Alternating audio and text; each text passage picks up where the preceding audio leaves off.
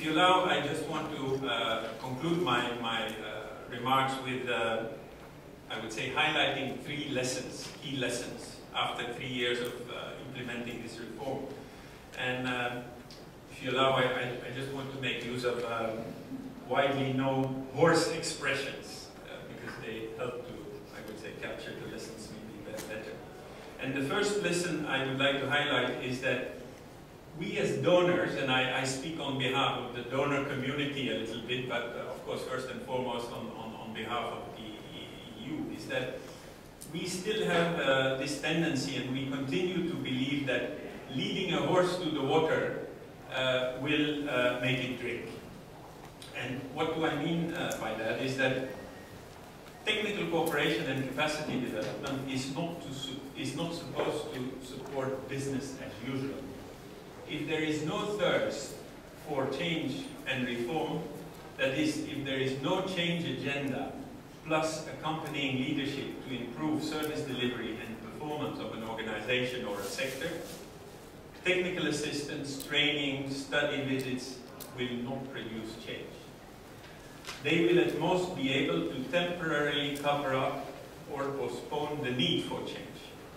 And we have to, I think, be very businesslike about this fact. And of course, a key challenge linked to this is, can technical cooperation partnerships help to bring about change and reform where it is still too modest or lacking? It's a question mark we should put. And I think that in the context, for example, of our partnership with Indonesia, and particularly linked with minimum service standards, but also policy and strategy development, I hope we will be able to come back to it, and we can also go into the discussions. I think there is that potential. It's walking a thin line, and it's also the quality of the partnership which will, to a large extent, determine to what extent partnership can, I would say, help to build change agendas in partner countries, very much owned and driven by the countries themselves. So feed or I would say inspire. But it's a thin line to walk. And, but I think it's possible, and I hope we will hear more about it. The second lesson is that we should stop putting the cart before the horse. Too often still, capacity development and technical cooperation programs continue to be designed from the perspective of what technical cooperation will do for an organization or a sector, ending up in a gap-filling approach, mostly in the form of donor-financed technical assistance and training.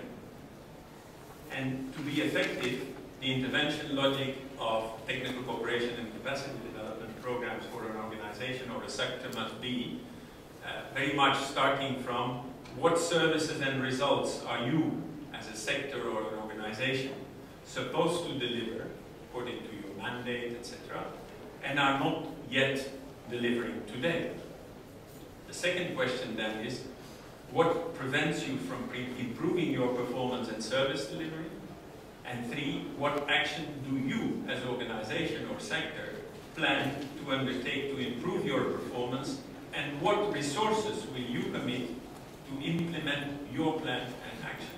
Very much what we have heard over the last 1.5 days, you know, the demand-driven ownership, etc. And only finally, number 4 will be, how and where do you want development partners, including EU, support and complement what you plan to do and resource? So paradoxically, dialogue and partnership aimed at effective technical cooperation and capacity development should therefore start with focusing on everything but technical cooperation and technical assistance. And I think that again, I'm referring to Indonesia because we have an analytical and capacity development program there as part of the education sector program. Was designed and is being implemented very much from that logic, and we'll hear more about it. The last lesson I want to highlight is that we, and I'm again talking very much from our perspective of EU, is we must learn to look and deal with capacity development and technical cooperation as a horse of a different color, as they say in English. And the 4 points I would like to make for this.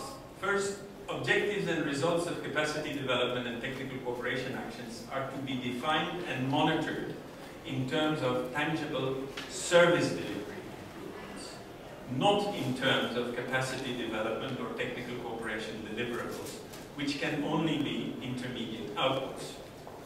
And this has a lot of implications also for the log frames or the performance assessment frameworks, etc. The second point is that understanding why an organization or sector may not yet deliver the services which it is mandated and expected to deliver is not simply linked with issues within the organization, such as staff lacking skills or needing training and advice, better pay, incentives, and career prospects. It also requires thorough understanding of the wider context and environment in which an organization or a sector is functioning, especially its political economy and governance. And change can only start effectively from understanding and accepting that total reality, inside and outside, and how it affects performance today, however weak and deficient it may be, as a basis for planning and resourcing capacity development action accordingly. Third point under this is that technical cooperation for capacity development programs often still fail to frame and link development partner support, is the support we provide, to the resources and actions of the organization in the sector, or the sector. So in fact, we only can provide complementary support and resources, which have to fit in a broader resource package, which in fact comes from the partner country. And fourth point is that capacity development or technical cooperation for capacity development programs requires strong leadership from the partner country and policy dialogue. And again, we have a good example in the education program. They are vital to enable technical cooperation for capacity development programs to support effectively organizational change agendas in a results-oriented way.